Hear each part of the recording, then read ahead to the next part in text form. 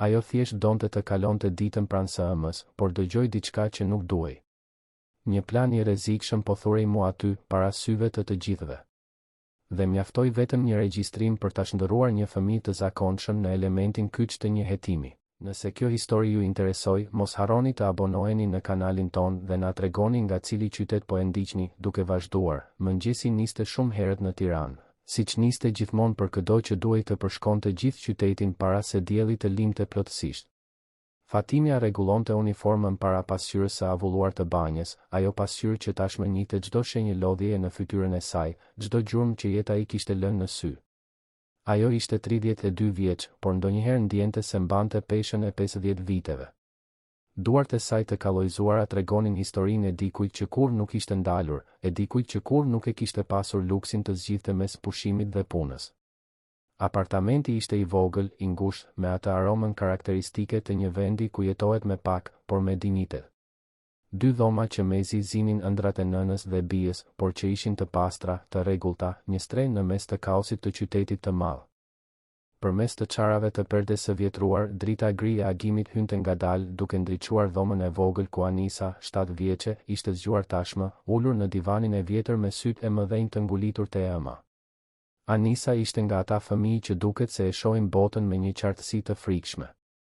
E vogël për moshën, e dobët, me gërsheta të bëra nga ëma një natë më parë, ajo kishte atë inteligjencë të shkëlqyer që shpesh i bezdis të rriturit. Bënte shumë pyetje, vinte re shumë gjëra dhe kishte një kujtesë që ruante gjithçka, çdo detaj, çdo fjalë, çdo premtim të pambajtur. Mami, a mund të vi me ty sot? Fatimia dëgjoi zërin e hollë të së bijës dhe ndjeu një shtrëngim në zemër. Nuk ishte hera e parë që Anisa e kërkonte këtë, por sot kishte një ton tjetër, një ton lutjeje që ajo e njihte mirë. Shkolla ishte në grevë, fqinja Teto Lulja që e ndihmonte gjithmonë kishte udhëtuar në fshat për të vizituar familjen, dhe ta linte vajzën vetëm në shtëpi ishte diçka që Fatimia nuk do ta bënte kurrë. Frika ishte më e madhe se çdo gjë, frika se mos ndodhte diçka, se mos dikush e kuptonte që një fëmijë ishte vetëm, se mos bota mizore atje jashtë e gjente të bien të pambrojtur. Fatimia pshertiu thellë. Ti e di që nuk mundesh, zemra ime. Por sot nuk ka rrugë tjetër, apo jo? Anisa pohoi me kokë, duke e ditur tashmë se ëma do të lëshonte pe, por duke pritur të dëgjonte kushtet. Atëherë do të vish, por me një rregull shumë të qartë. Do të qëndrosh në magazin, urt, pa u dukur, pa lëvizur nëpër korridore. Merr lapsat e tu, librat e vizatimit dhe bëj sikur je e padukshme. Premton? Anisa premtoi me atë seriozitetin e një fëmije që e di kur situata nuk lejon shaka. Ajo mori çantën e saj të vogël të vjetruar, futi brenda kutin me lapsa me ngjyra që i kishin dhuruar për ditëlindje, një fletore vizatimi gjysmë të përdorur dhe një shishe të vogël me ujë. Fatimia e shikoi të bien me një përzierje dashurie dhe faji, atë faj që çdo nën e varfër e njeh mirë, fajin që nuk mund t'i ofrojë më shumë, që duhet ta marrë një fëmijë 7 vjeç në punë sepse jeta nuk i jep alternativë tjetër. Udhëtimi deri në qendër të qytetit ishte i gjatë. Urban i mbushur plot, njerëz që shtyeshin, aroma e djersës përzier me parfum të lirë, zhurma shurdhuese e metropolit që zgjohej. Anisa qëndroi e ngjitur pas ëmës gjatë gjithë kohës, duke i shtrënguar dorën fort sa herë që Urbani lëkundej.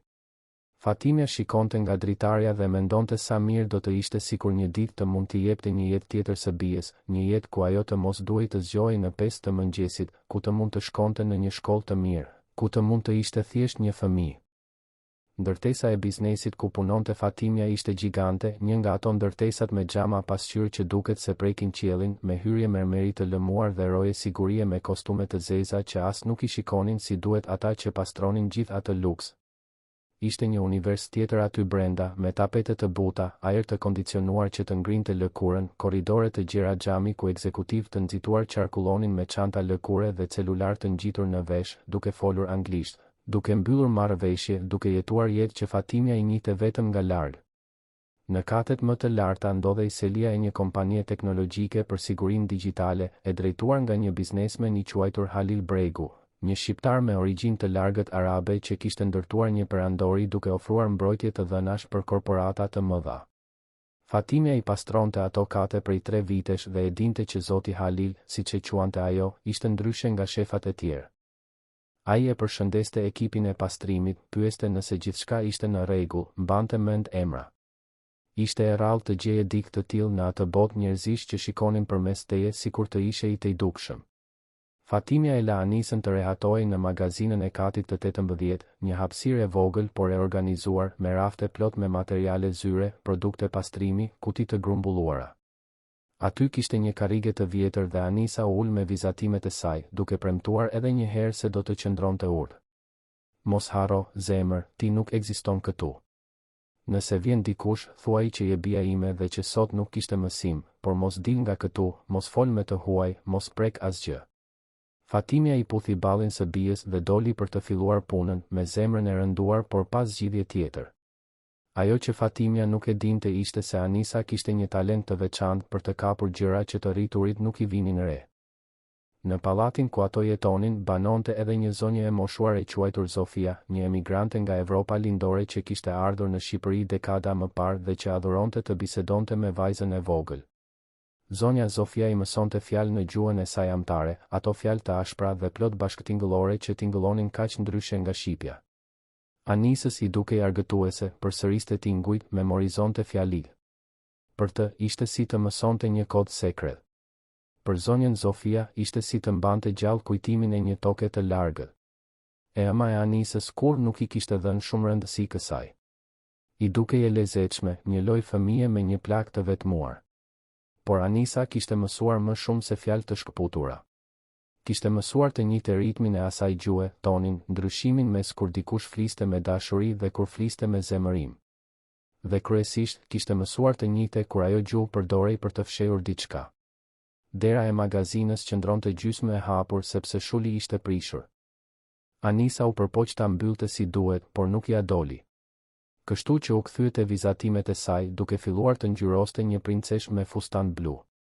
Heshtja e korridorit thyej vetëm nga zukatja e largët e ajrit të kondicionuar dhe nga zërat e mbytur që vinin nga diku larg.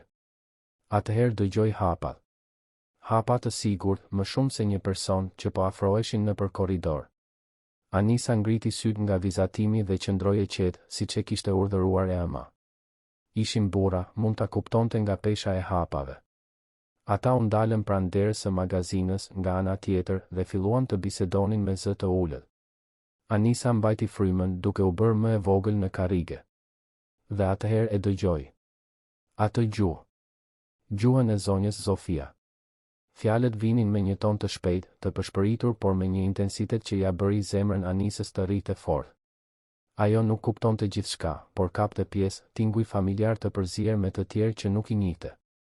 Dhe në mes të asaj bisede të huaj, një emër u dallua, i shqiptuar në shqip me theks të huaj, Halil Bregu. Gjaku i Anisës ngriu. Ajo e dinte kush ishte ai burr. E ama fliste për të me respekt, thoshte se ishte pronari i kompanisë, një njeri i rëndësishëm, një njeri i mirë. Pse ata burra po flisnin për të në atë gjuhë të huaj? Pse dukej sikur po fshinin diçka? Anisa u ngrit ngadalë nga karrigia, zemra i rrite aq fort sa ishte e sigurt se ata do ta dëgjonin. Ajo u afrua te e çara e derës dhe përgjoi. Mundi të shihte 3 burra me kostume të errëta, të gjithë të gjatë, me atë qëndrim të ngurtë të atyre që punojnë në siguri. Ata mbanin karta identifikimi të varura në qafë, dukeshin si punonjës normal të ndërtesës. Por diçka nuk shkonte. Anisa e ndjente këtë në lëkur, atë rëqethje që të kap kur e di se po dëshmon diçka që nuk duhet. Burrat u larguan nëpër korridor dhe Anisa mbeti aty, duke u dridhur, pa ditur çfarë të bënte. Ajo ishte vetëm një fëmijë 7 vjeç, por kishte intuitën e mprehtë të dikujt që është rritur duke pasur nevojë të jetë gjithmonë vigjilente. Dhe ajo intuit po bërtiste brenda saj se diçka shumë e keqe po ndodhte. Kur Fatimia u kthye për të marrë termosën që kishte harruar, Anisa vrapoi drejt saj, duke i kapur dorën me forcë. Mami, dëgjova disa burra duke folur. Po flisnin në gjuhën e zonjës Zofia dhe përmendën emrin e pronarit të kompanisë. Mendoj se po kurdisin diçka. Fatimia e shikoi të bien me atë shprehje që çdo i rritur ka kur mendon se një fëmijë po egzageron. Zemra ime, duhet ta kesh imagjinuar. Rojet e sigurisë këtu janë të gjithë shqiptar, dhe edhe nëse dikush flet një gjuhë tjetër, nuk do të thot asgjë e keqe. Kjo ndërtesë është plot me njerëz nga jashtë, me kompani ndërkombëtare. Ti je nervoze sepse nuk je mësuar të rish këtu. Por mami, jam e sigurt. Ata e than emrin e tij dhe mënyra si flisnin ishte e frikshme. Anisa këmbëngulte me sytë e zgurdulluar dhe Fatimia ndjeu një therje irritimi të përzier me shqetësim. Ajo nuk kishte kohë për këtë. Kishte 7 kate për të pastruar para mesditës, kishte shefin e shërbimit që ishte kërkues, duhej ta mbante punën që i mbante të dyja. Anisa, mjaft. Ti premtove se do të rrije urt.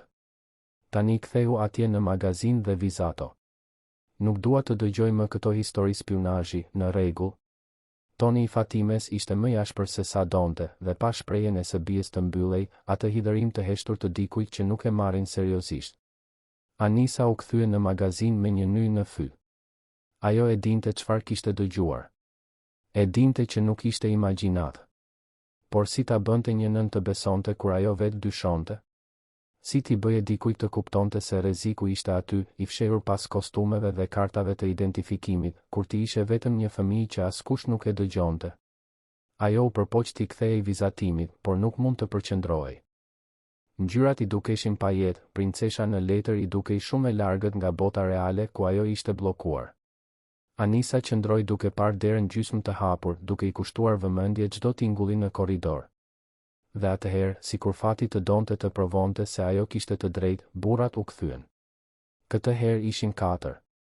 Anisa njohu zërat e mëparshëm dhe ndjeu stomakun t'i përdridhej.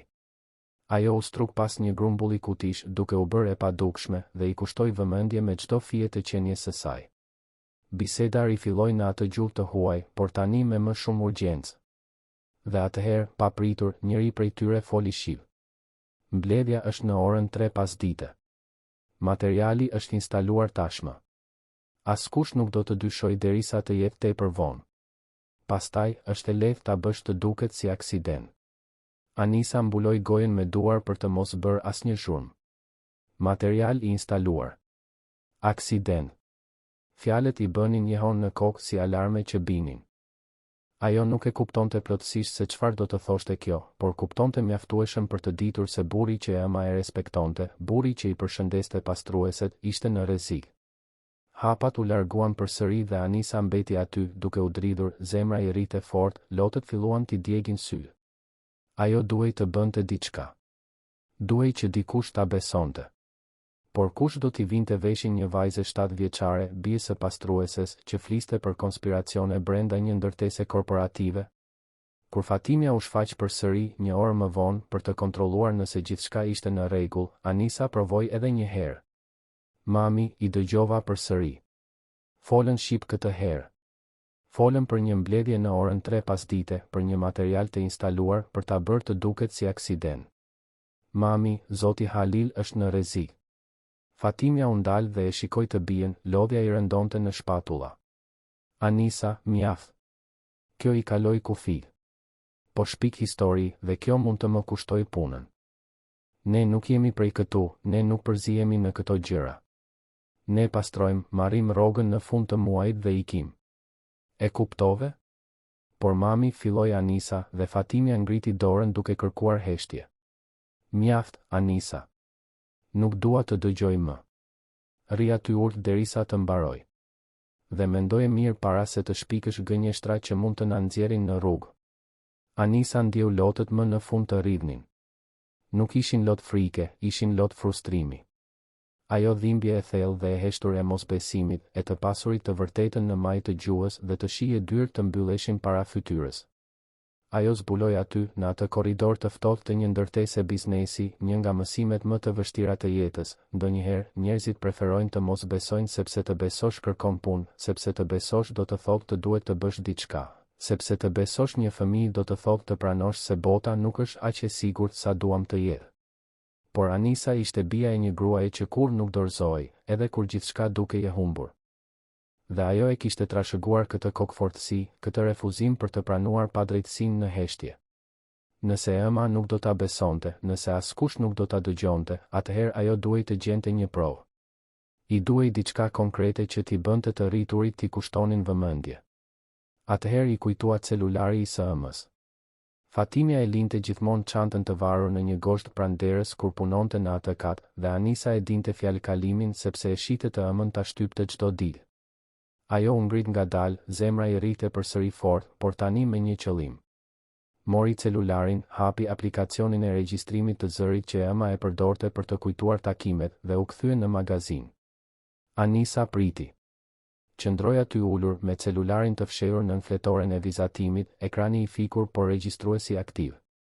Ajo nuk e dinte nëse burrat do të ktheheshin, nuk e dinte nëse plani i saj do të funksiononte, por ishte gjithçka që kishte.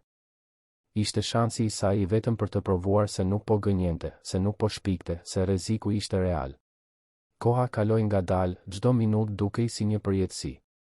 Anisa dëgjonte zemrën e saj që rrite, zhurmën e ajrit të kondicionuar, hapat e largët të punonisëve që qarkullonin. Ajo lutej me zë të ulët, duke kërkuar që burrat të ktheheshin, duke kërkuar të merrte provën që i duhej, duke kërkuar që dikush më në fund ta besonte. Dhe atëherë ata u kthyen. Anisa dëgjoi zërat që afroheshin dhe shpejt u fsheh përsëri pas kutive, celulari tani në një pozicion më të mirë, më afër derës. Burrat u ndalën pikërisht pranë magazinës dhe biseda rifilloi. Fillimisht në gjuhën e huaj, pastaj në shqip, dhe Anisa qëndroi aty, e palvizshme, mezi merrte frym, ndërsa celulari regjistronte çdo fjalë, çdo pauzë, çdo detaj të asaj konspiracioni që ajo ende nuk e kuptonte plotësisht, por që e dinte se ishte e rrezikshme. Regjistrimi zgjati 4 minuta. 4 minuta që ndryshuan gjithçka. Anisa qëndroi aty e palvizshme për minuta të tëra pasi burrat u larguan, celulari ende duke regjistruar në dorën e saj të dridhur. Kur më në fund pati guximin të lëvizte, ajo ndaloi regjistrimin dhe shtypi butonin play me gishta që mezi i bindeshin. Volumi ishte i ulët, por mund të dëgjohej. Mund të dëgjohej gjithçka. Zërat në një gjuhë të huaj, fjalët në shqip për mbledhjen, për materialin e instaluar, për ta bërë të dukej si aksident. Ajo e kishte provën. Më në fund kishte diçka konkrete që askush nuk mund të thoshte se ishte imagjinat fëmije. Anisa e futi celularin përsëri nën fletore dhe priti që ema të kthehej, zemra ende i rrite fort, por tani me një ndjesi tjetër në gjoks. Ishte një përzierje frike dhe shprese, tmerri dhe lehtësimi. Ajo kishte bërë diçka të rrezikshme, kishte shkelur urdhrat për të qëndruar urt, por e kishte bërë sepse duhej. Sepse ndonjëherë të bësh gjën e duhur do të thotë të sfidosh rregullat. Kur Fatimia më në fund u shfaq në derën e magazinës, ishte kaluar ora 11 e mëngjesit. Ajo vinte e lodhur, me fytyrën e shenjuar nga puna e rëndë, por mbante një qese me një byrek të vogël me djath ende të ngrohtë që e kishte blerë në lokalin e katit të parë. Ishte dreka e të dyjave, e thjesht por e bërë me dashuri. Mami, filloi Anisa sapo e pa, zëri i dridhej nga urgjenca, e regjistrova. E regjistrova atë që thanë. Fatimia u ndal në mes të gjestit për të hapur qesen dhe e shikoi të bien me një shprehje që përziente konfuzionin dhe irritimin. Çfarë bëre? Anisa nxori celularin nga poshtë fletores dhe ja tregoi. Mora celularin tënd dhe regjistrova kur u kthyen. Mami, dëgjoje. Të lutem, vetëm dëgjoje. Reagimi i parë i Fatimes ishte zemërimi. Anisa, ke prekur gjërat e mia? Ke marrë celularin tim pa leje? Por vajza tashmë po shtypte play dhe zërat filluan të dilnin nga altoparlanti i vogël i aparatit. Volumi ishte i ulët, por në heshtjen e magazinës, çdo fjalë tingëllonte e lartë si një britm. Fatimia qëndroi e palvizshme, duke dëgjuar. Fytyra e saj ndryshoi ndërsa regjistrimi vazhdonte. Fillimisht erdhi mosbesimi, pastaj tensioni dhe më në fund ajo frikë e thellë që çdo nën ndjen kur kupton se e ka vënë të bien në rrezik pa dashje. Kur regjistrimi mbaroi, ajo u ulën në karrigen e vjetër, këmbët i dridheshin. O Zot, Anisa. O Zot. Mami, u përpoqa të tregoja. U përpoqa, por ti nuk më besove, tha Anisa me zë të ulët, pa akus në zë, vetëm atë trishtim të dikujt që ju desh të provonte diçka që duhej të ishte besuar që në fillim. Fatimia e tërhoqi të bien në një përqafim të ngushtë dhe aty, mes kutive të letrës dhe produkteve të pastrimit, ajo më në fund e kuptoi se bija e saj 7 vjeçare kishte kapur diçka që të gjithë të rriturit e asaj ndërtese e kishin humbur. Një rrezik real, të afërt, të fshehur në dritën e diellit. Por çfarë të bëjmë tani? Përshpëriti Fatimia, më shumë për vete se sa për të bien. Shkojmë te siguria, apo jo? Ua tregojmë këtë dikuj. Anisa tundi kokën me furi. Jo, mami. Njëri prej tyre ishte atje. Njëri nga burrat që dëgjova. Ai punon në siguri. Nëse ua tregojmë atyre, ata do ta dinë se ne e dim. Frika ja ngriu gjakun Fatimes. Ajo e shikoi të bien dhe pa jo vetëm një fëmijë të friksuar, por dikë që kishte menduar më larg se çdo i rritur. Anisa kishte të drejtë. Nëse komplotistët ishin të infiltruar në vetë sigurinë e ndërtesës, të kërkojë ndihmën e tyre do të ishte si të dorëzoheshe atyre në pjatë. Atëherë çfarë të bëjmë? Pyeti përsëri Fatimja, këtë herë duke shpresuar se e bia kishte përgjigjen që ajo nuk e kishte. Do të flasim me të, tha Anisa me një vendosmëri që nuk përputhej me zërin e saj të hollë. Do të flasim me pronarin e kompanisë. Me zotin Halil. Fatimja ndjeu absurditetin e situatës ta godiste si një valë. Të shkonin të flisnin me Halil Bregun? Një nga biznesmenët më të pasur të Tiranës? Një njeri që kishte sekretare, asistent, shtresa mbrojtjeje mes tij dhe botës? Si do të arrinin një pastruese dhe një fëmijë 7 vjeç deri tek ai? Por pastaj ajo shikoi të bien, ata sy të mëdhenj plot siguri, dhe mendoi se nëse Anisa kishte pasur guximin të regjistronte atë bisedë të rrezikshme, atëherë ajo, Fatimja, duhej të kishte guximin të provonte të pamundurën. Në rregull, tha ajo, zëri ende i dridhej. Do të provojmë. Por si? Anisa e kishte menduar edhe këtë. I kujtoi një grua që punonte pranë zyrës së biznesmenit, një grua e gjatë me flokë të thinjur që gjithmonë i buzëqeshte ekipit të pastrimit kur kryqëzohej me ta në korridore.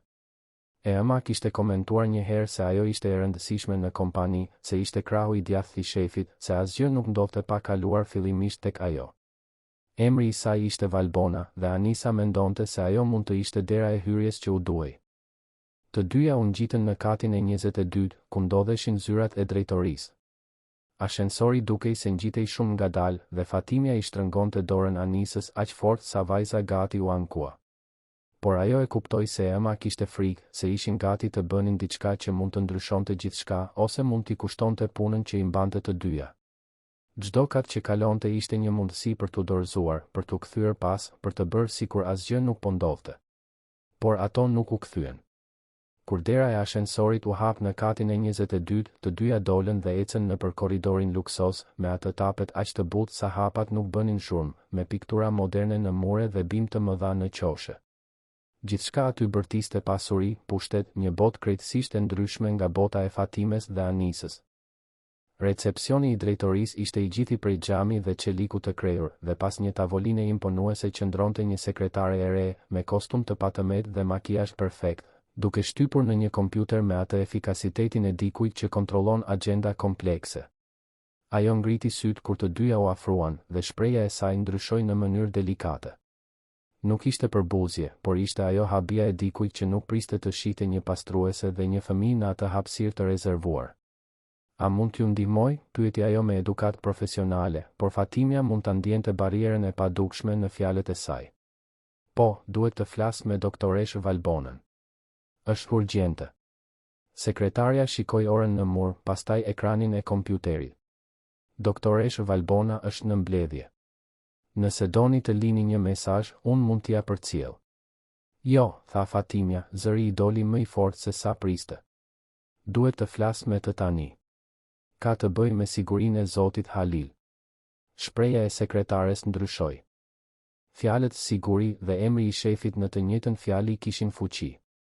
Ajo mori telefonin dhe formoi një numër të brendshëm, foli me zë të ulët, priti, dhe pastaj u bëri shenjë të dyjave të uleshin në divanet prej lëkure që ndodheshin në cep të recepcionit. Fatimja dhe Anisa u ulën në cep të divanit, pa i mbështetur shpinat, si dikush që nuk ndihet në të drejtën e tij të rehatohet aty. Kaluan 5 minuta që u dukën si një orë. Anisa mbante celularin të fshehur në çantën e saj të vogël, zemra i rrite aq fort sa mendonte se të gjithë aty mund ta dëgjonin. Pastaj një derë u hap dhe u shfaq Valbona Koci, një grua rreth të 50-tave, e gjatë, elegante, me ata sy inteligjent që dukeshin se i lexonin njerëzit në sekonda. Ajo vishte një kostum gri të prerë mirë dhe mbante një dosje lëkure nën krah. Kur pa Fatimen, fytyra e saj u zbut pak. Fatime, apo jo? Ti punon në pastrim. Ka ndodhur diçka? Fatimja u ngrit duke tërhequr Anisën me vete. Doktoresh Valbona, më falni që u shfaqa kështu pa lajmëruar, por është shumë serioze. Bia ime ka dëgjuar një bisedë që ju duhet ta dëgjoni. Valbona e shikoi Anisën dhe diçka në fytyrën e atij fëmije të vogël, në ata sy të friksuar por të vendosur, e bëri atë të merrte një vendim të shpejtë. E jani me mua. Ato hynë në një sallë mbledhjesh bosh, të gjithën prej xhami, me pamje nga qyteti poshtë. Valbona mbylli derën dhe tërhoqi karrige për të treja. Mund të flisni, tha ajo, tani gjithë vëmendja e përqendruar tek ato. Fatimia shikoi Anisën, e cila nxori celularin nga çanta me duar të dridhura dhe e vendosi mbi tavolinë. Para se ta prekte, ajo shikoi Valbonën dhe tha me atë sinqeritetin brutal të fëmijëve, dëgjova disa burra duke folur. Po flisnin në një gjuhë të huaj dhe pastaj shiv. Përmendën zotin Halil. Folën për një mbledhje në orën 3, për një material të instaluar për ta bërë të dukej si aksident. Valbona qëndroi shumë e qetë, sytë të ngulitur te vajza. Lëshoje, tha ajo. Anisa shtypi plaj. Salla mbeti në heshtje absolute ndërsa regjistrimi luej. Valbona u përkul përpara, e përqendruar, dhe edhe pse nuk e kuptonte gjuhën e huaj, ajo kapte tonin, urgjencën, peshën e fjalëve. Kur arriti te pjesa në shqip për mbledhjen dhe aksidentin, ajo u zbe. Regjistrimi mbaroi dhe askush nuk foli për sekonda të tëra. Je e sigurt për atë që dëgjove? Pyeti Valbona Anisën, por zëri i saj tashmë e dinte përgjigjen. Anisa pohoi me kokë. Kam një shoqe që e flet këtë gjuhë. Ajo më ka mësuar.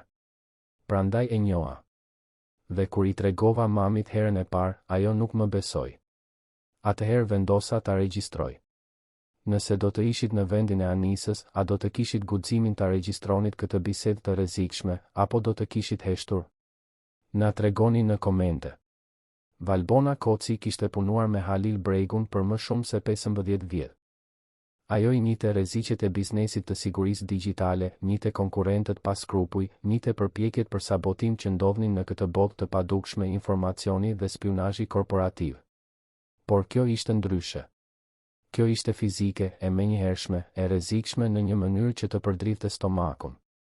Ajo mori celularin e Anisës dhe e dëgjoi regjistrimin përsëri, këtë herë duke i kushtuar vëmendje çdo detaji, çdo zhurmë në sfond, çdo pauze. Pastaj shikoi 2 gratë para saj, një të rritur të raskapitur dhe një fëmijë të friksuar, dhe mori vendimin që do të ndryshonte gjithçka. Ju të dyja duhet të vini me mua. Tani. Ato dolën nga salla e mbledhjeve dhe Valbona eci me hapa të shpejt nëpër korridor, Fatimia dhe Anisa gati duke vrapuar pas saj. Sekretarja në recepcion shikoi e habitur kur ato kaluan drejt e drejt, por Valbona vetëm bëri një gest duke treguar se gjithçka ishte nën kontroll. Ato u ndalën para një dere të lartë prej drurit të errët me një pllak të vogël të artë, Halil Bregu, Saeu. Valbona trokiti 2 herë dhe e hapi pa pritur përgjigje. Zyra ishte e madhe, me një mur të tërë prej xhami që tregonte Tiranën poshtë, ndërtesa deri ku të arrinte syri, kaosi i organizuar i metropolit. Pas një tavoline me dizajn modern qëndronte Halili, një burr rreth të 40 pesave, me flokë të errët që tashmë kishin filluar të thinjeshin në tëmtha, sy të errët dhe intensiv, i veshur me një këmishë të bardhë pa kravatë. Ai ishte në telefon, duke folur anglisht për nuk dihet se çfarë kontrate ndërkombëtare. Kur pa Valbonën të hynte me një pastruese dhe një fëmijë, ai rrudhi vetullat, bëri një gjest pritjeje për atë që ishte në anën tjetër të linjës dhe mbuloi mikrofonin e telefonit. Valbona, çfarë po ndodh? Kam një konferencë pas 5 minutash. Zëri i tij kishte atë theksin e butë por të pagabueshëm, një përzierje e origjinës së tij me shqipen e mësuar në perfeksion. Halil, duhet ta dëgjosh këtë tani. Nuk mund të presësh 5 minuta, tha Valbona, dhe toni i saj e bëri atë të mbyllte telefonin menjëherë, duke kërkuar falje të shpejta për atë që ishte në anën tjetër. Ai u ngrit, anashkaloi tavolinën dhe qëndroi në këmbë para tyre, qëndrimi ende i dikujt që është në kontroll, por shikimi filloi të tregonte shqetësim. Valbona tregoi me gisht Anisën. Kjo vajzë ka dëgjuar një bisedë në ndërtesë. Një bisedë që të përfshin drejt për drejt. Halili e shikoi fëmijën e vogël, me gërsheta dhe çantë të vjetruar, dhe pastaj Fatimen, të cilën e njohu vagullisht si dik nga ekipi i pastrimit. Çfarë dëgjove? Pyeti ai, dhe Anisa u habit që ai foli drejt për drejt asaj, pa kaluar përmes ëmës apo Valbonës, sikur mendimi i saj të kishte po aq rëndësi sa i çdo të rrituri aty. Dëgjova disa burra duke folur në një gjuhë të huaj, filloi Anisa, zëri i dridhej por ishte i qartë. Ata than emrin tuaj.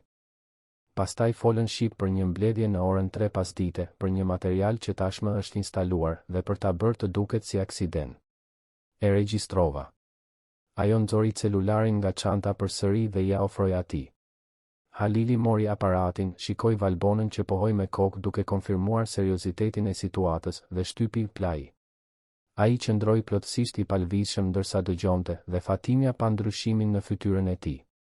Fillimisht erdhi mosbesimi, pastaj tensioni dhe kur regjistrimi përmendi mbledhjen e orës 3, ajo pa momentin e saktë kur ai e kuptoi. Duart e tij e shtrënguan celularin më fort, nyjet e gishtave ju zbardhën. Kur regjistrimi mbaroi, ai qëndroi në heshtje për sekonda të tëra. Pastaj u ul në gjunjë, duke u bërë sa gjatësia e Anisës dhe e shikoi në sy. Je e sigurt për atë që dëgjove? Çfarë gjuhe po flisnin? Anisa mori frym thellë. Ishte gjuha që flet zonja Zofia. Ajo është nga Evropa lindore. Ajo më mëson fjalë. E njoha mënyrën e të folurit. Dhe kur folën shqip, kuptova gjithçka. Halili qëndroi aty i ulur, duke studiuar fytyrën e vajzës, duke kërkuar çdo shenjë gënjeshtre, fantazie, egzagjerimi fëmijëror. Por gjithçka që pa ishte e vërtet e pastër, frikë e sinqertë dhe ajo guximi pa shpjegueshëm që disa njerëz kanë për të bërë gjën e duhur edhe kur është e frikshme. Ai u ngrit dhe shikoi Valbonën. Anulo gjithçka në agjendën time. Telefono Besnikun dhe thuaj të vijë këtu tani, vetëm, pa lajmëruar askën. Besniku ishte shefi i operacioneve, një njeri që ishte në kompani që në fillim, dikush të cilit Halili i besonte si të ishte familje. Valbona doli me vrap për të bërë telefonatat dhe Halili u kthye të shikonte Fatimen dhe Anisën. Ju të dyja qëndroni këtu. Mos dilni nga kjo zyrë derisa ta zgjidh unë këtë. A mund t'ju besoj? Fatimia pohoi me kokë, fyti ishte shtrënguar shumë për të folur. Anisa gjithashtu pohoi, duke mbajtur fort dorën e së-ëmës. Halili shkoi te muri i xhamit dhe qëndroi duke parë qytetin poshtë, duart në xhepa, qëndrimi i tensionuar. Ai e kishte ndërtuar atë perandori nga hiçi, duke ardhur në Shqipëri pa asgjë përveç dijes dhe ambicies, duke u përballur me paragjykime, vështirësi, momente kur dukej se gjithçka do të shembej. Dhe tani dikush kishte hyrë në zemrën e asaj që ai kishte ndërtuar, kishte mbjellë diçka të rrezikshme aty brenda, kishte planifikuar ta shndërronte suksesin e tij në tragjedi. Besniku arriti 10 minuta më vonë, një burr rreth të 60-tave, i thinjur, me fytyrën e dikujt që kishte parë shumë gjëra në jetë. Ai hyri me nxitim dhe u ndal kur pa Fatimen dhe Anisën aty. Halil, çfarë po ndodh? Halili i bëri një gjest Valbonës, e cila i dha celularin Besnikut dhe i kërkoi ta dëgjonte. Ndërsa regjistrimi luaj për herë të tretë, Halili vëzhgonte çdo mikroshprehje në fytyrën e mikut të vjetër, duke kërkuar çdo shenjë se ai mund të ishte i përfshirë. Por gjithçka që Besniku tregoi ishte shok i sinqert dhe pastaj zemërim. Kur regjistrimi mbaroi, ai shikoi Halilin dhe tha me zë të rëndë, kjo është reale. Dhe nëse është ajo që po mendoj, ti je në rrezik jete. Halili pohoi me kokë. E di. Prandaj të thira. Dua që të shkosh në sallën e mbledhjes së orës 3. Vetëm. Pa lajmëruar askën nga siguria. Kërko çdo gjë jashtë vendit. Kamera, pajisje, çdo gjë. Besniku doli në heshtje dhe Halili u kthye përsëri te dritarja, pesha e asaj situate i shtypte shpatullat. Fatimia dhe Anisa qëndruan ulur në divanin prej lëkure në cep të zyrës, të qeta, duke parë zhvillimin e diçkaje që ato e kishin vënë në lëvizje, por që tani ishte shumë e madhe për ta kontrolluar. 20 minuta më vonë, Besniku u kthye. Fytyra e tij ishte gri. E gjeta, tha ai me zë të ulët. Një pajisje e kapur poshtë karriges kryesore. E vogël, profesionale, e llojit që kam parë në operacione inteligjence. Po të ishe ulur aty në orën 3 pasdite, Halil, ne nuk do ta kishim këtë bisedë tani. Heshtja që ra mbi sallë ishte e rëndë si plumë. Halili mbylli syt për një sekondë, duke procesuar sa afër kishte qenë për të mos e parë perëndimin e diellit. Pastaj shikoi Anisën, atë vajzë të vogël 7 vjeçare që askush nuk e kishte marrë seriozisht, dhe ndjeu diçka të ndryshonte brenda tij. Sa herë i injorojmë sinjalet sepse vijnë nga burime të pamundura? Sa tragjedi ndodhin sepse njerëzit e duhur nuk po dëgjohen? Besnik, thirr doktor Gencin. Atë kontaktin nga qeveria, specialistin. Thuaj se është urgjencë maksimale. Dhe mos përdor telefonat e kompanisë. Përdor celularin tënd personal. Besniku pohoi me kokë dhe doli përsëri. Valbona qëndroi aty në këmbë, krahët e kryqëzuar, ende duke procesuar gjithçka. Dhe tani, pyeti ajo. Tani e trajtojmë këtë siç është, u përgjigj Halili, zëri i ashpër. Një tentativë vrasjeje e maskuar si sabotim korporativ. Dhe zbulojmë kush fshihet pas saj para se ata të kuptojnë se dështuan. Ai u kthye nga Fatimja. Ti dhe bia jote duhet të dilni nga ndërtesa. Tani. Por jo me ashensorët normal. Valbona do t'ju çojë nga dalja e shërbimit në pjesën e pasme. Shkoni në shtëpi dhe qëndroni atje derisa të kontaktoj unë. Fatimja u ngrit duke tërhequr Anisën me vete, por vajza u ndal dhe shikoi Halilin. Burrat që dëgjova, njëri prej tyre punon në siguri. E pash kur mamaja ime u përpoq të fliste me sigurinë e ndërtesës para se të regjistroja. Ai pyeti se çfarë kisha dëgjuar dhe u bë i çuditshëm. Halili u bë shumë serioz. A të kujtohet fytyra e tij? Anisa pohoi. Unë kur nuk i harroj fytyrat. Halili shikoi Valbonën, e cila e kuptoi mesazhin. Ajo i nxori Fatimen dhe Anisën nga rruga më e sigurt, përmes korridoreve të shërbimit, shkallëve që askush nuk i përdorte, deri te dalja e pasme e ndërtesës që të çonte në një rrugë anësore. Para se t'i linte të shkonin, Valbona shënoi adresën dhe numrin e telefonit të Fatimes. Qëndroni në shtëpi. Mos i hapni derën askujt. Zoti Halil do të kontaktoj. Fatimja dhe Anisa morën një urban të mbushur plot për t'u kthyer në shtëpi, por këtë herë rruga dukej krejtësisht ndryshe. Ato kishin bërë diçka të madhe, diçka që ndoshta i kishte shpëtuar jetën një njeriu, por gjithashtu ishin vënë në radarin e njerëzve të rrezikshëm. Kur arritën në apartamentin e ngushtë, Fatimja e mbylli derën me të gjitha bravat, mbylli dritaret edhe pse ishte vapë mbytëse, dhe e tërhoqi Anisën në një përqafim të gjallë. Ishe shumë trime sot. Shumë. Por tani duhet të premtosh se nuk do të dalësh nga shtëpia, se nuk do t'ja hapësh derën askujt, se do të rish shumë afër meje. Anisa premtoi, por atë natë, e shtrirë në divanin që bëhej krevati i saj, ajo qëndroi duke parë tavanin e errët dhe duke menduar për gjithçka që kishte ndodhur. Ajo ishte 7 vjeç dhe sapo kishte zbuluar se bota ishte shumë më e rrezikshme dhe shumë më komplekse se sa çdo i rritur do të donte t'ia pranonte një fëmijë. Por ajo kishte zbuluar edhe diçka tjetër, se zëri i saj kishte fuqi, se të besonte në atë që ndjente ishte e drejtë, dhe se ndonjëherë të bësh gjën e duhur do të thotë të jesh trim kur të gjithë thonë se je gabim. Ndërsa Fatimja dhe Anisa mbylleshin në shtëpi, në anën tjetër të qytetit, në katin e 22 të asaj ndërtese korporative, po montohej një operacion i heshtur. Halil Bregu kishte bërë vetëm 2 telefonata, të dyja për njerëz që i njihte prej vitesh, njerëz që kishin shpëtuar kompani dhe jetë në situata të pamundura. Telefonata e parë ishte për doktor Gencin, një specialist në sigurinë institucionale që punonte në mënyrë diskrete për qeverinë shqiptare në raste delikate. E dyta ishte për një avokat penalist që e kuptonte si t'i shndërronte provat e brishta në raste të forta. Doktor Genci arriti 40 minuta më vonë, i veshur me rroba civile, duke drejtuar makinën e tij, pa asnjë identifikim zyrtar. Ai ishte një burr i dobët, rreth të 50-tave, me sy që dukeshin se lexonin mes rreshtave të çdo situate. Besniku e priti në hyrjen e shërbimit dhe e çoi direkt në zyrën e Halilit, duke shmangur kamerat dhe njerëzit. Kur hyri në dhomë, Genci nuk humbi kohë me formalitete. Më trego çfarë ke, tha ai, dhe Halili riprodhoi regjistrimin që kishte bërë Anisa. Genci e dëgjoi në heshtje absolute, syt gjysmë të mbyllur, mendja qartësisht duke procesuar shtresa informacioni që një laik nuk do t'i kapte. Kur mbaroi, ai kërkoi ta dëgjonte edhe 2 herë të tjera, duke i kushtuar vëmendje detajeve specifike, zhurmave në sfond, modeleve të folurit. Kjo gjuhë është nga Evropa lindore, ndoshta polonisht ose ukrainisht, tha ai më në fund. Theksi në shqip e konfirmon.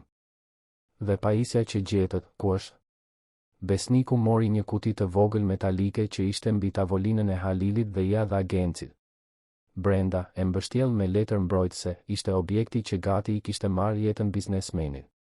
Genci e ekzaminoi me kujdes, pa e prekur drejt për drejt, duke përdorur një stilolaps për ta kthyer pajisjen dhe për ta vëzhguar nga këndet të ndryshme. Kjo këtu është punë profesionale. Nuk është amatore. Ushtarake, ndoshta. Ai shikoi Halilin me një seriozitet që e ngriu dhomën. A e ke idenë sa njerëz donin të shihnin jashtë loje? Halili bëri një buzëqeshje të hidhur. Në këtë fushë, Genc, lista është e gjallë. Por të përpiqen të më eliminojnë fizikisht është një nivel tjetër loje. Genci ra dakord. Kjo këtu nuk ka të bëjë vetëm me konkurrencën. Ka të bëjë me heshtjen e dikujt që di shumë ose që është në rrugën e diçkaje më të madhe. A ke kontrata me qeverinë? Qasje në informacione të ndjeshme? Halili pohoi me kokë. Ne zhvillojmë sisteme sigurie digjitale për organet federale. Baza të dhënash, mbrojtje të infrastrukturës kritike, monitorim të kërcënimeve. Nëse dikush dëshiron të ketë qasje në këto informacione, të më hiqte mua nga rruga do të ishte hapi i parë. Genci e futi kutinë me pajisjen në një çantë që kishte sjell. Do ta çoj këtë për analizë teknike. Ndërkohë, ti duhet të veprosh sikur asgjë nuk ka ndodhur. Dërgoj një komunikat të brendshme duke thënë se mbledhja e orës 3 u anulua për një problem teknik çfarëdo. Mos përmend kërcënim, mos përmend hetim. Kushdo që e ka vendosur këtë duhet të mendoj se ende është në kontroll. Dhe të infiltruarit në siguri, pyeti Besniku. Vajza tha se e njeh njërin prej tyre. Genci mendoi për një moment. Silleni vajzën përsëri nesër, shumë herët, para orarit normal të punës. Ajo identifikon kë ka parë nga larg, pa e kuptuar ai. Pastaj ne montojmë operacionin për t'i arrestuar të gjithë në të njëjtën kohë, pa u dhënë kohë të lajmërojnë kush po i komandon. Halili hezitoi. Të sjellësh vajzën përsëri do të thotë ta vësh në rrezik përsëri. Genci e shikoi në sy. Halil, kjo vajzë tashmë të ka shpëtuar jetën një herë. Dhe nëse nuk i identifikojmë të gjithë të përfshirët tani, ti, ajo dhe ema e saj do të jeni në rrezik të përhershëm. Është më mirë ta zgjidhim këtë një herë e mirë, me mbrojtje të duhur, se sa të lëm fije të pazgjidhura. Logjika ishte e patëmet, por Halili ndjente peshën e përgjegjësisë. Ai fëmijë nuk kishte kërkuar të ishte në këtë situatë. Ajo thjesht kishte shkuar në punë me të ëmën sepse nuk kishte mësim dhe fqinja kishte udhëtuar. Dhe tani po tërhiqej në qendër të një operacioni inteligjencë. Por Genci kishte të drejtë. Të lije të infiltruarit të lirë ishte si të lije një bombë me saha të armatosur. Halili mori telefonin dhe telefonoi numrin që Valbona kishte shënuar. Fatimia u përgjigj në zilen e dytë, zëri i tensionuar. Zonja Fatime, këtu Halil Bregu. A jeni mirë? Fatimia konfirmoi se po, se ishin mbyllur në shtëpi. Duhet t'ju kërkoj diçka. Nesër në mëngjes, shumë herët, në orën 6, do të dërgoj një makinë t'ju marrë. Është e sigurt, shoferi është i besuar. Më duhet që Anisa të më ndihmoj të identifikoj burrat që pa. Pas kësaj, ju garantoj se do të jeni të mbrojtura. Fatimia qëndroi në heshtje për një moment dhe Halili dëgjonte frymëmarrjen e saj në anën tjetër të linjës, të rëndë, të frikësuar. A do të jetë mirë? Pyeti Fatimia me zërin e mbytur. Do të kujdesem për të si të ishte bija ime, premtoi Halili. Dhe kur kjo të mbaroj, do t'ju garantoj se ju të dyja nuk do të keni më kur nevojë të keni frikë nga asgjë. Të nesërmen në mëngjes, ende errësirë, një makinë e zezë me xhama të errët u ndal para pallatit ku jetonin Fatimia dhe Anisa. Shoferi ishte një njeri i besuar i Besnikut, ish polic, dikush që kishte mbrojtur njerëz të rëndësishëm në situata shumë më të këqija. Fatimia dhe Anisa hynë në sediljen e pasme dhe makina vazhdoi në heshtje nëpër rrugët e zbrasta të Tiranës, ajo Tiranë e orës 6 të mëngjesit që është krejtësisht ndryshe nga Tirana e mesditës. Kur arritën në ndërtesën korporative, hynë nga bodrumi, larg syve të çdo kamere të hyrjes kryesore. Besniku i priste dhe i çoi nëpër korridore që Anisa nuk i kishte parkur, rrugë sekrete që vetëm ata që punonin në sigurinë e brendshme i njihnin.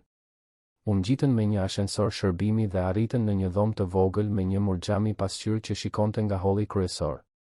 Anisa, tha Halili, duke u ulur në gjunjë në lartësinë e saj, ti do të qëndrosh këtu pas këtij xhami. Nga këtu mund t'i shohësh të gjithë ata që kalojnë poshtë, por ata nuk mund të shohin ty kur të njohësh ndonjë nga burrat që dëgjove duke biseduar, ti ma tregon me gisht. Nuk ke pse të kesh frikë, je e sigurt këtu. Anisa pohoi me kokë dhe Fatimia i mbajti fort dorën së bijës, duke u lutur me zë të ulët që kjo të mbaronte shpejt. Orari I punës filloi në 8 dhe gradualisht punonjësit filluan të mbërrinin, duke kaluar nëpër portën e sigurisë, duke vazhduar drejt ashensorëve. Anisa qëndroi aty e palvishme, sytë e mëdhenj të ngulitur në xham, duke vëzhguar çdo fytyrë, çdo lëvizje. Halili dhe besniku ishin pranë saj, në heshtje, duke respektuar përqendrimin e vajzës. Kaluan 15 minuta pritjeje derisa Anisa pa pritur tregoi me gisht. "Është ai," tha ajo me zë të ulët. Ai me kostum gri, I gjatë, me çantën e zezë. Ai ishte një nga ata që dëgjova duke biseduar. Besniku mori një radio dhe përshpëriti një kod. 2 minuta më vonë, një burr tjetër kaloi nëpër portë. "Edhe ky," tha Anisa, zëri më I fortë tani. "Dhe ka edhe një tjetër, por ai nuk ka ardhur ende." Ata pritën edhe 20 minuta derisa Anisa tregoi me gisht për herë të tretë. "Ai atje, me këmishë blu." Ai ishte shumë afër kur regjistrova. "Mund t'i shija kartën e identifikimit." Besniku shënoi të gjithë emrat, kontrolloi regjistrat dhe ajo që gjeti konfirmoi dyshimet më të errëta.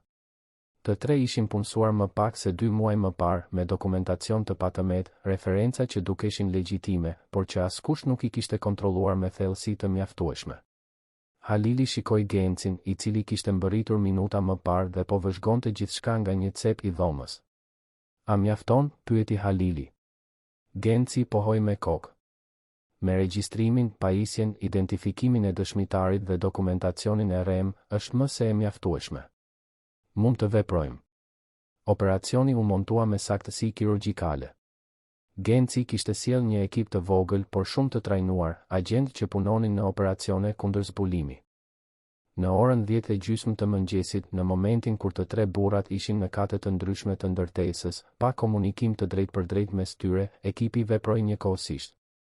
Në më pak se 3 minuta, të tre u ndaluan, u prangosën dhe u çuan në një dhomë të izoluar ku do të merreshin në pyetje veçmas.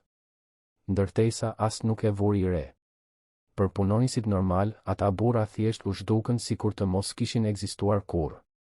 Halili dërgoi një komunikat të brendshme duke thënë se kishte pasur një ndryshim në kuadrin e sigurisë, punësime të përkohshme që nuk u rinovuan, asgjë që të shkaktonte alarm ose pyetje.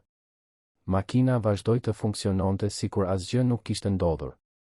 Por në bodrumet e asaj ndërtese, në dhoma që nuk shfaqeshin në asnjë plan zyrtar, Genci dhe ekipi I tij filluan punën për të nxjerrë informacion.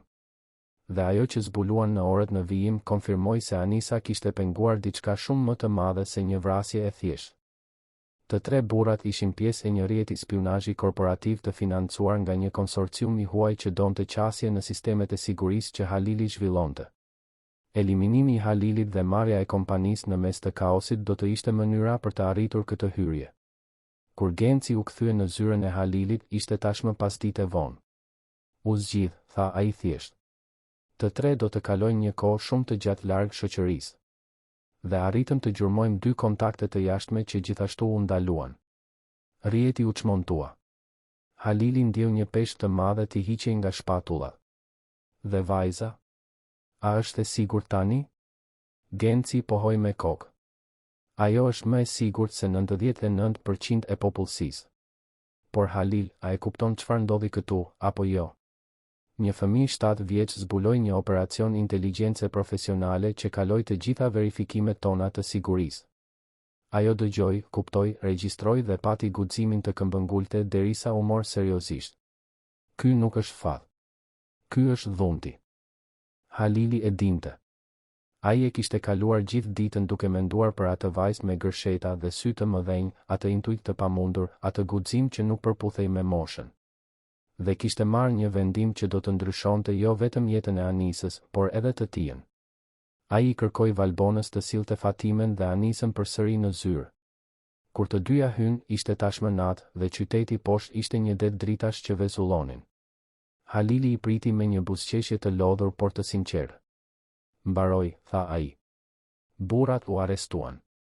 Ju jeni të sigurta?" Fatimja shpërtheu në lot aty për aty, nga lehtësimi, nga raskapitja, nga gjithë ajo frikë e akumuluar. Anisa qëndroi duke parë Halilin me atë seriozitetin që kishte, sikur po përpiqej të kuptonte nëse më në fund mund të relaksoj. Halili tërhoqi 2 karrige dhe u kërkoi të uleshin. "Duhet të flas me ju për diçka të rëndësishme." Fatime, ti më shpëtove jetën duke sjell bijën tënde tek unë. Dhe Anisa, ai e shikoi drejt për drejt vajzën, ti më shpëtove jetën duke pasur guximin të dëgjoje intuitën tënde kur askush tjetër nuk e dëgjonte. Kjo është diçka që nuk ka çmim, që nuk paguhet me para. Por unë dua të bëj diçka për ju, nëse ma lejoni. Fatimja fshiu lotët dhe e shikoi pa e kuptuar mirë. Halili vazhdoi. Anisa do të ketë një bursë studimi të plot, nga arsimi bazë deri në universitet, në një nga shkollat private më të mira të Tiranës. Gjithçka e paguar, materiale, uniform, transport, gjithçka. Dhe ti, Fatime, nëse dëshiron, ke një vend pune si mbikëqyrëse e ekipit të pastrimit, me rrogë të drejtë dhe të gjitha përfitimet. Nuk është bamirësi. Është mirënjohje për diçka që ju bëtë që shkon përtej çdo pune. Fatimja mbeti pa fjalë. Ajo shikoi të bien, atë vajzë të vogël që kishte ndryshuar fatin e të dyjave me një guxim të pamundur, dhe lotët u kthyen, por tani ishin ndryshe. Ishin lot shprese, të një të ardhmeje që më parë dukej e pamundur dhe që papritur hapej si një derë e madhe plot dritë. Anisa, me atë thjeshtësinë që vetëm fëmijët e kanë, shikoi Halilin dhe tha me zë të ulët.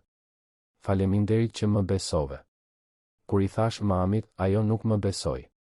Kur u përpoqa të flisja, askush nuk më besoi. Ti ishe i rrituri i parë që më dëgjoi vërtet.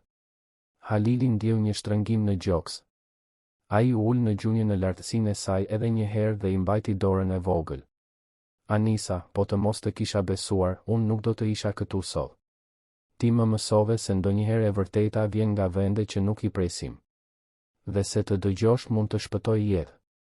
Javët që pasuan ishin të transformimit. Fatimja filloi punën e re, duke veshur një uniform tjetër, jo më atë të pastrueses, por atë të mbikëqyrëses, me një kartë identifikimi që hapte dyrë që më parë ishin të padukshme për të. Ajo filloi të kërkonte respekt për ekipin e pastrimit, të siguronte që të gjithë të kishin kushte dinjitoze pune, të tregonte se kush pastron hapësirat meriton, po aq njohje sa kush i za ato. Anisa u regjistrua në Kolegjin Iliria, një shkollë private tradicionale në Tiranë, ku fëmijët e familjeve të pasura studionin që të vegjël. Ditët e para ishin të vështira.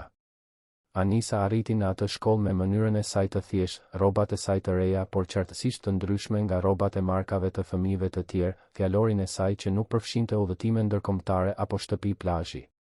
Ajo ishte ndryshe dhe fëmijët e vunë re menjëherë. Por pastaj historia doli. Jo të gjitha detajet, sigurisht, por mjaftueshëm. Mësuesja e etikës dhe qytetarisë, një grua e quajtur mësuese Eleni, mësoi përmes bisedave mes punonjësve të shkollës për atë vajzë të re që i kishte shpëtuar jetën një biznesmeni të rëndësishëm. Dhe ajo vendosi ta shndërronte këtë në një mësim. Një mëngjes në klas, mësuese Eleni i kërkoi leje Anisës dhe i tregoi klasës, në një formë të përshtatur për fëmijë, se çfarë kishte ndodhur. Si Anisa i kishte kushtuar vëmendje, si kishte pasur guximin të këmbëngulte kur askush nuk e besonte, si kishte bërë gjën e duhur edhe pse me frikë. Fëmijët qëndruan në heshtje, duke parë atë vajzë të vogël me gërsheta që papritur nuk ishte më vetëm e reja e varfër, por ishte vajza më trime që ata njihnin. Anisa u skuq, pa ditur ku të futej, por mësuese Eleni i mbajti dorën dhe i tha klasës. E pat. Guximi nuk ka të bëjë me të qenit i pasur apo i varfër, me të qenit i madh apo i vogël. Ka të bëjë me të bërit atë që është e drejtë kur është e vështirë. Anisa na e mësoi këtë. Dhe të gjithë ne mund të mësojmë prej saj. Nga ajo ditë e tutje, Anisa nuk ishte më kur vajza e varfër që nuk i përkiste atij vendi.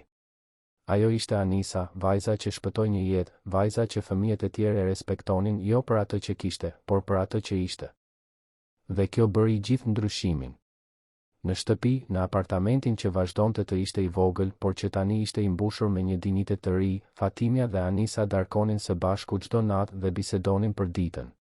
Fatimja fliste se si po mësonte të drejtonte, se si njerëzit e trajtonin ndryshe tani që kishte një post me përgjegjësi. Anisa fliste për mësimet, për miqtë e rinj, për librat që po zbulonte në bibliotekën e shkollës. Dhe çdo javë, pa munguar, ato vizitonin zonjën Zofia, plakën e pallatit që i kishte mësuar Anisës ato fjalë në një gjuhë të huaj pa e ditur se ajo dije do të shpëtonte jetë. Zonja Zofia u bë krenare kur mësoi historinë dhe e përqafoi Anisën me lodh në sy, duke i thënë në shqipen e saj me theks të theksuar. Ti përdore fjalët e mia për mirë, vogëlushe. Kjo është më e vlefshme se çdo thesar. Halili mbante kontakt diskret me Fatimen, duke pyetur se si po përshtatej Anisa në shkollë, nëse kishin nevojë për diçka, nëse gjithçka ishte në rregull. Ai nuk donte të ishte ndërhyrës, nuk donte që ato të ndiheshin në borxh, por donte të ndihte zhvillimin e atij fëmije të jashtëzakonshëm që I kishte kryqëzuar rrugën. Dhe ndërsa muajt kalonin, ai e pa Anisën të lulëzonte. E pa të shkëlqente në gjuhë të huaja, duke mësuar anglisht dhe frëngjisht me një lehtësi mbreslënëse. E pa të interesoi për sigurinë, për të kuptuar si funksiononin sistemet e mbrojtjes, për të deshifruar kode dhe modele. Pa tek ajo reflektimin e asaj që kishte bërë atë ditë në magazin, aftësinë natyrale për të vëzhguar atë që të tjerët nuk e shohin, për të lidhur pika që duken të palidhura, për të ndjerë rreziqe të padukshme. Një vit pas asaj dite që ndryshoi gjithçka, Halili organizoi një darkë të vogël në shtëpinë e tij, një vilë elegante në zonën e bllokut. Ai ftoi Fatimen dhe Anisën, Besnikun dhe Valbonën dhe doktor Gencin. Ishte një mënyrë për të shënuar për vjetorin e një dite që mund të kishte qenë një tragjedi, por që u kthye në një pikë kthese transformimi. Gjatë darkës, ndërsa të rriturit bisedonin për punë dhe politik, Anisa u magjeps nga biblioteka e Halilit, me rafte që shkonin nga dyshemeja në tavan, plot me libra në gjuhë të ndryshme. Halili e gjeti atje, duke shfletuar një libër mbi kriptografinë që ajo qartësisht nuk e kuptonte plotësisht, por që e magjepste gjithsesi. Të pëlqejnë këto gjëra? Pyeti ai, duke u ulur pranë saj. Anisa pohoi me kokë. Më pëlqen të kuptoj si funksionojnë gjërat. Si njerëzit fshehin informacion. Si mund të zbulojmë atë që është e fshehur. Halili buzëqeshi. Ti ke një dhunti, Anisa. Një dhunti të rrallë. Dhe nëse dëshiron, kur të rritesh, kjo dhunti mund të shndërrohet në një profesion. Mund të shndërrohet në një mënyrë për të mbrojtur njerëz, për të parandaluar tragjedi, për të bërë ndryshimin. Anisa e shikoi me ata sy të mëdhenj që dukeshin se shinin shumë përtej moshës. E dua këtë, tha ajo me bindje. Dua që ajo që ndodhi atë ditë të mos jetë vetëm një histori. Dua të jetë fillimi I diçkaje më të madhe. Halili ndjeu diçka të lëvizte brenda tij, një siguri se ajo vajzë nuk ishte thjesht dikush që ai e kishte ndihmuar. Ishte dikush që do ta ndryshonte botën në mënyrën e saj, në kohën e saj. Dhe ai kishte të drejtë. Por ky ishte vetëm fillimi I udhëtimit të Anisës, një udhëtim që do të kërkonte vite për t'u përmbushur, por që kishte filluar aty, në një magazin të ngushtë, me një fëmijë që refuzoi të qëndronte e qetë kur heshtja ishte më e lehtë. Vitet kaluan si gjethe të marra nga era, secili duke sjellë ndryshime, rritje, transformime që dukeshin të pamundura atë mëngjes të largët kur një vajzë 7 vjeçare hyri në një magazin me frikën se do të mbetej vetëm. Anisa u rrit, jo vetëm në gjatësi, por në prezencë, në besim, në aftësi. Vajza e turpshme me gërsheta u bë një adoleshente e vendosur, dhe më pas një grua e re që linte përshtypje në çdo dhomë ku hynte. Ajo e mbaroi gjimnazin ndër nxënëset më të mira të kolegjit Iliria, me vlerësime deri në konkurse gjuhësh dhe shkencash. Fliste 5 gjuhë rrjedhshëm, përfshirë polonishten që zonja Zofia kishte vazhduar t'ia mësonte gjatë viteve, tani me qëllim dhe metodë. Kur erdhi koha për të zgjedhur universitetin, Anisa nuk pati dyshime.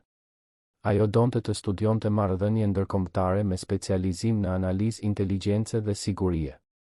Halili ndoqi çdo hap, gjithmonë nga larg, gjithmonë me respekt, por gjithmonë I pranishëm kur Anisa apo Fatimia kishin nevojë. Ai u gëzua kur ajo fitoi konkursin në një nga universitetet më të mira të Tiranës, I ofroi një stazh në kompani kur ishte në vitin e 3 dhe vëzhgoi me krenari kur ajo u dallua me stazhierëve shumë më të mëdhenj dhe me më shumë përvojë. Anisa kishte atë dhunti që nuk mësohet, atë aftësi për të lexuar mes rreshtave, për të vënë re modele aty ku të tjerët shihnin vetëm rastësi, për të ndjerë kur diçka nuk shkonte para se të shfaqej ndonjë provë konkrete. Ishte e njëjta intuit që kishte shpëtuar Halilin vite më parë, vetëm se tani e rafinuar nga arsimi, nga trajnimi, nga vite studimi të përkushtuar. Kur u diplomua në moshën 23 vjeçare, ajo mori propozime nga kompani shumë kombëshe, nga konsulenca sigurie, madje edhe nga agjenci qeveritare që e njihnin talentin e saj. Por Anisa bëri një zgjedhje që I habiti të gjithë, përveç atyre që e njihnin vërtet. Ajo pranoi një pozicion në kompaninë e Halilit, jo nga mirënjohja, por sepse aty ndjente se mund të bënte ndryshimin vërtet, se mund t'i përdorte aftësitë e saj për të mbrojtur diçka që kishte rëndësi. Halili, tani me flok plotësisht të thinjur por me sy ende intensiv, e priti ditën e parë siç do të priste çdo punonjës të ri, profesional, pa favorizime të dukshme. Por kur ajo doli nga zyra e tij pas mbledhjes së parë, ai qëndroi duke parë nga dritarja qytetin poshtë dhe mendoi se si jeta bën rrath të çuditshëm, se si ajo vajzë e vogël e frikësuar në një magazin ishte bërë profesionistja më premtuese që ai kishte parë ndonjëherë. Anisa lulëzoi në kompani. Filloi në analizën e rreziqeve, kaloi në koordinimin e projekteve të sigurisë dhe në moshën 27 vjeçare ishte tashmë menaxhere e një divizioni të tërë përgjegjës për identifikimin dhe neutralizimin e kërcënimeve korporative. Ajo kishte një ekip të vogël por jashtëzakonisht efikas, njerëz që i zgjidhte jo vetëm për kompetencën teknike, por për aftësinë për të dëgjuar atë që nuk thuhej, për të vënë re atë që ishte e fshehur. Fatimia, tani gati 50 vjeç, ishte ngritur gjithashtu. Ishte drejtoresh e shërbimeve të përgjithshme, përgjegjëse për të gjithë ekipin mbështetës të ndërtesës, e respektuar nga të gjithë, një grua që kishte mësuar se dinjiteti nuk vjen nga vendi ku ke lindur, por nga mënyra se si sillesh. Ajo e shite të bien të qarkullonte nëpër të njëjtat korridore ku një ditë ajo kishte shtyr karrocën e pastrimit dhe ndjente një krenari aq të madhe sa ndonjëherë i dhemte në gjoks nga intensiteti. Dhe atëherë, 15 vjet pas asaj dite që ndryshoi gjithçka, u shfaq një kërcënim i ri. Filloi në mënyrë delikate, siç fillojnë gjithmonë kërcënimet e sofistikuara. Informacione të ndjeshme që rridhnin në sasi të vogla, asgjë aq e madhe sa të shkaktonte alarm të menjëhershëm, por mjaftueshëm për çdo që i kushtonte vëmendje të vinte re një model. Anisa ishte ajo që e vuri re. Ajo kaloi 3 javë duke analizuar rrjedhjet, duke hartuar rrugët e aksesit, duke studiuar kush kishte leje për çfarë, duke kryqëzuar të dhëna në mënyrë pothuajse obsesive. Dhe atëherë e gjeti. Kishte një sistem të ri sigurie që po zbatohej, i propozuar nga një konsorcium ndërkombëtar me kredenciale të patëmeta, dokumentacion perfekt, referenca që verifikoheshin. Por diçka e shqetësonte Anisën. Referencat ishin shumë të mira, shumë perfekte, të gjitha nga kompani që kishin mbyllur dyert në 2 vitet e fundit, ose që ishin në vende ku verifikimi i thellë ishte i vështirë. Ajo ja çoi dyshimet e saj Halilit një pasdite të premte, duke hyrë në zyrën e tij me një dosje plot dokumente dhe atë shprehje serioze që ai kishte mësuar ta respektonte. Halil, mendoj se po na infiltrojnë përsëri, tha ajo pa u anashkaluar. Dhe këtë herë është më e sofistikuar se herën e kaluar. Halili la çfarëdo që po bënte dhe i kushtoi vëmendje të plotë. Më trego çfarë ke. Anisa i shpërndau dokumentet mbi tavolinë, duke treguar lidhjet, duke treguar mospërputhjet, duke demonstruar se si sistemi i ri i sigurisë që po instalohej kishte qasje në pothuajse të gjitha të dhënat kritike të kompanisë. Nëse dikush donte të vidhte informacion pa lënë gjurmë, kjo do të ishte rruga perfekte. Halili studioi gjithçka në heshtje, mendja e tij punonte në të njëjtat shtresa si mendja e Anisës. Kur mbaroi, ai e shikoi dhe pa jo më vajzën e magazinës, por profesionisten e shkëlqyer që ajo ishte bërë. Dhe pa gjithashtu se ajo kishte të drejtë. Çfarë propozon? Anisa tashmë kishte një plan. Ajo donte të bënte një auditim të plotë të konsorciumit, hetim të thellë të çdo antari, gjurmim të gjitha transaksioneve financiare. Donte gjithashtu të instalonte një sistem paralel monitorimi që nuk kalonte përmes sistemit të ri, për të vëzhguar se çfarë po ndodhte pa alarmuar të infiltruarit. Dhe donte ta bënte gjithë këtë në fshehtësi absolute, pa e ditur askush jashtë një rrethi të vogël besimi. Halili miratoi gjithçka. I dha asaj autorizim të plot, buxhet të pakufizuar dhe besimin e dikujt që e dinte se nëse Anisa ishte e shqetësuar, kishte arsye reale për të qenë. Anisa mblodhi ekipin e saj, thiri kontakte në agjenci inteligjence, punoi net dhe fundjava, duke e kthyer atë operacion në një mision personal. U deshën 6 javë, por ajo e gjeti. Konsorciumi ishte një fasad për një grup që kishte tentuar të infiltronte kompaninë 15 vjet më parë dhe kishte dështuar. Ata e kishin kaluar gjithë këtë kohë duke u rishpikur, duke krijuar kompani legjitime, duke ndërtuar reputacion, duke pritur me durim për shansin për të provuar përsëri.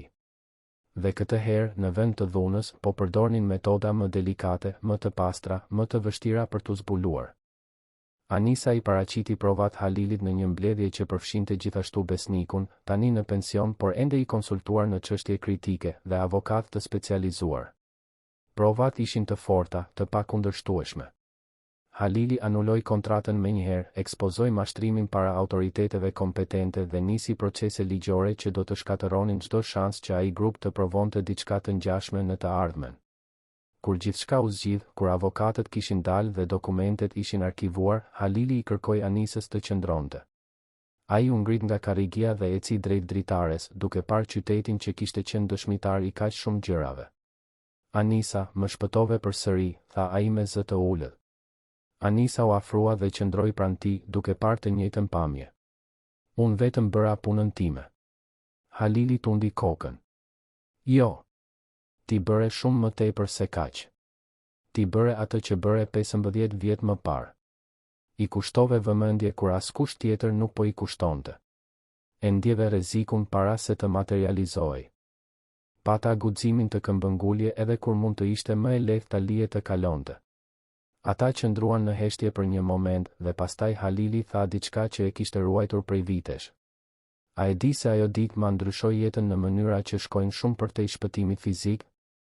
Anisa e shikoi, kurioze. Si e ndryshoi? Halili u kthye për ta parë. Më mësoi se kërcënimet e mëdha mund të zbulohen nga njerëz të pamundur. Se të injorosh zërat sepse vijnë nga burime që nuk kanë pushtet është gabimi më i madh që një lider mund të bëjë. Se të dëgjosh vërtet mund të jetë ndryshimi mes jetës dhe vdekjes, mes suksesit dhe dështimit. Anisa ndjeu diçka të lëvizte në gjoks, atë emocion kur kupton se diçka që ke bërë ka pasur një ndikim shumë më të madh se sa e imagjinoje. Dhe a e di se çfarë do të thotë kjo për mua? Pyeti ajo me zë të ulët. Halili priti që ajo të vazhdonte. Do të thotë se gjëja më e rëndësishme që kam bërë në jetë ndodhi kur isha 7 vjeç dhe askush nuk më besoi.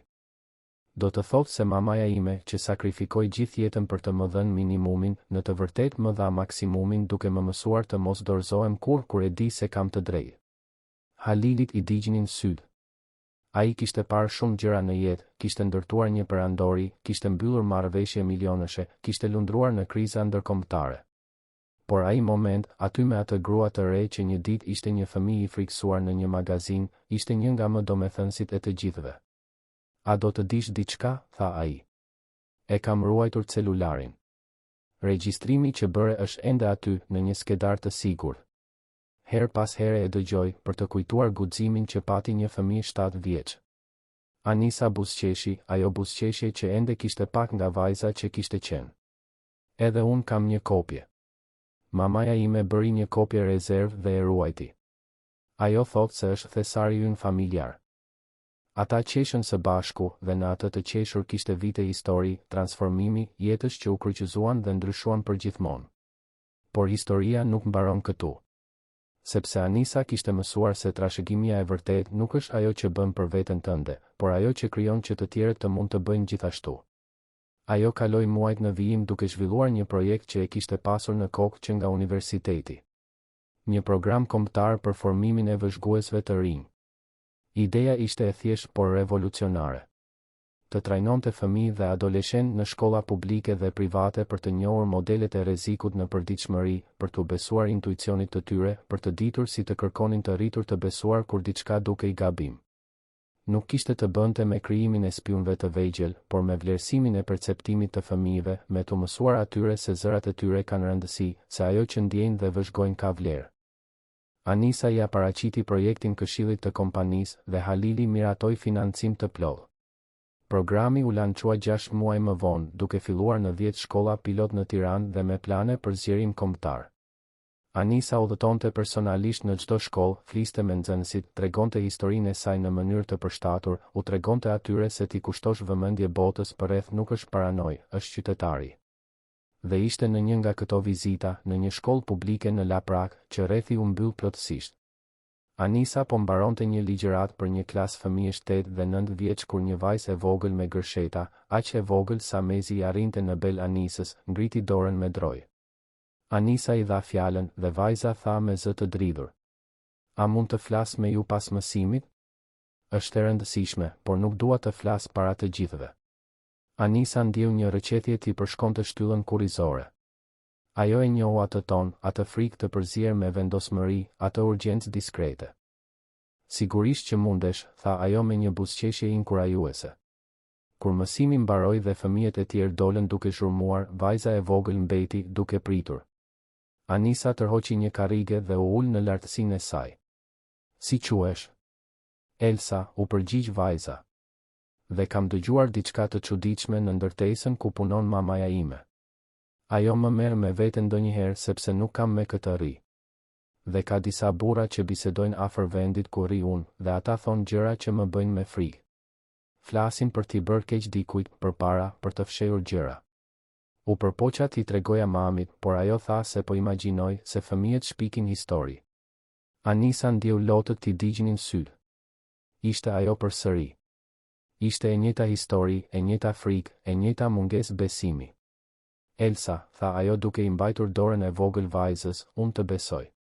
Dhe do të ndihmoj. A mund të më tregosh gjithçka që dëgjove? Vajza pohoi me kokë dhe filloi të fliste, dhe çdo fjalë që dilte nga ajo gojë e vogël ishte një konfirmim se cikli ishte përsëritur, se kishte një fëmijë tjetër që kishte nevojë të dëgjojë, se programi që Anisa kishte krijuar tashmë po bënte ndryshimin. Anisa kaloi javët në vijim duke hetuar në mënyrë diskrete atë që Elsa kishte raportuar. Zbuloi se kishte një skem përvetësimi parash që po ndodhte në kompaninë ku ema e Elsës punonte si ndihmës kuzhiniere. I çoi informacionet te autoritetet kompetente dhe skema u çmontua para se të shkaktonte dëme më të mëdha. Ema e Elsës gati e humbi punën në kaosin që pasoi, por Anisa ndërhyri, i ofroi një punë më të mirë në kompaninë e Halilit dhe siguroi që Elsa të hynte në programin e bursave që tani ishte një nismë e përhershme e kompanisë. Dhe kështu Anisa e kuptoi plotësisht kuptimin e gjithçkaje që kishte ndodhur. Nuk kishte të bënte me të qenit ajo e veçantë. Kishte të bënte me të qenit të gjithë fëmijët të veçantë, me të pasurit të gjithë atë aftësi për të parë atë që të rriturit e injorojnë sepse janë shumë të zënë, shumë të lodhur, shumë skeptik. Kishte të bënte me krijimin e një bote ku ato zëra të vegjël të merreshin seriozisht para se të ishte tepër vonë.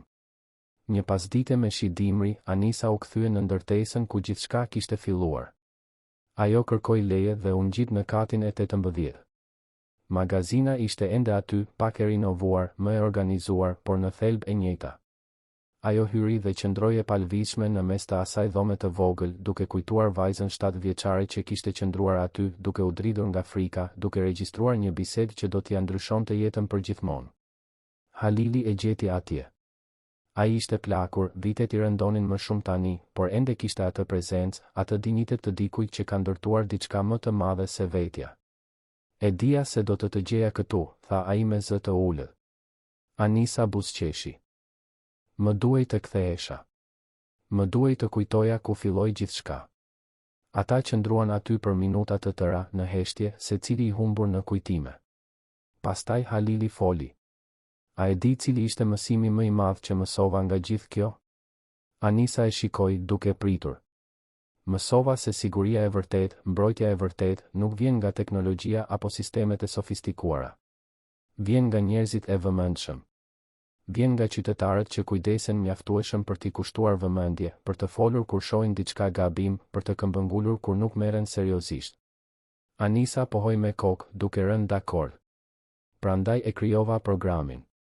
Sepse nëse çdo fëmijë mëson se zëri i tij ka rëndësi, se perceptimi i tij ka vlerë, sa tragjedi mund të shmangim, sa jetë mund të shpëtojmë. Halili i vuri dorën në shpatull, ai gjesti mentorit krenar. Ti bëre atë që unë kur nuk do të mund ta bëja. E shndërrove përvojën tënde në trashëgimi. E shndërrove traumën në transformim. Anisa e shikoi dhe tha diçka që e kishte ruajtur prej vitesh. Ti ma shpëtove jetën po aq sa unë ta shpëtova ty, sepse po të mos më kishe besuar, unë do të kisha mësuar se zëri im nuk ka rëndësi. Do të isha arritur e heshtur, e padukshme, me frikën se mos bezdisja. Ti më mësove se ja vlen të jesh trim, se ja vlen të këmbëngulësh, se ja vlen të bësh gjën e duhur edhe kur është e frikshme. Halili ndjeu një emocion të thellë ta pushtonte. Ne e shpëtuam njëri tjetrin, atëherë, tha ai. Dhe tani po shpëtojmë të tjerë. Kështu duhet të jetë. Kështu ndryshon bota. Një zë në një kohë, një fëmijë në një kohë, një guxim në një kohë. Kur Anisa doli nga ajo magazin për herë të fundit, ajo e dinte se kishte përmbushur një cikël. Ishte kthyer në vendin ku gjithçka filloi, jo më si vajza e frikësuar, por si gruaja që e kishte shndërruar frikën në mision, që kishte mësuar se të dëgjosh mund të shpëtojë jetë, dhe që ja kishte kushtuar karrierën e saj sigurimit që asnjë fëmijë të mos injorohej kur përpiqej të paralajmëronte për një rrezik. Dhe ndërsa ecte nëpër korridoret e asaj ndërtese, duke kaluar pranë ekzekutivëve të nxituar dhe punonjësve të pastrimit që punonin, Anisa mendoi se revolucioni i vërtet nuk ndodh në gjeste të mëdha heroike. Ndodh në akte të vogla guximi të përsëritura çdo ditë. Ndodh kur dikush zgjedh të dëgjojë në vend që të injorojë, të besojë në vend që të dyshojë, të veprojë në vend që të presë që dikush tjetër ta zgjidhë. Vite më vonë, kur Anisa ishte tashmë e njohur kombëtarisht për programin e vëzhguesve të rinj, kur puna e saj kishte parandaluar dhjetëra situata të rënda, kur Fatimia ishte tashmë në pension por ende e vizitonte ndërtesën çdo javë vetëm për të shuar mallin, ajo shkroi në ditarin e saj personal një reflektim që përmblidhte gjithçka. Siguria e vërtet nuk fillon me kamera apo alarme. Fillon me qytetar të vëmendshëm. Dhe guximi i vërtet nuk është të mos kesh frikë. Është të kesh frikë dhe të bësh gjën e duhur gjithsesi. E mësova këtë në moshën 7 vjeçare në një magazin të ngushtë, kur zgjodha të regjistroja një bisedë të rrezikshme sepse e dija, në thellësi të shpirtit tim, se jetë vareshin nga dikush që i kushtonte vëmendje. Dhe nëse historia ime shërben për diçka, le të shërbej për të kujtuar se guximi nuk ka moshë, se zëri nuk ka madhësi, dhe se të dëgjosh vërtet mund ta ndryshojë botën. Të dashur dëgjues, shpresojmë që historia e Anisës, Fatimes dhe Halilit t'ju ketë prekur zemrën. Nëse u emocionuat me guximin e një vajze 7 vjeçare që refuzoi të qëndronte e qetë, klikoni butonin pëlqej, abohuni në kanal dhe na tregoni në komente cili moment ju preku më shumë. Ishte kur Anisa regjistroi bisedën e rrezikshme? Ishte kur Halili më në fund e besoi?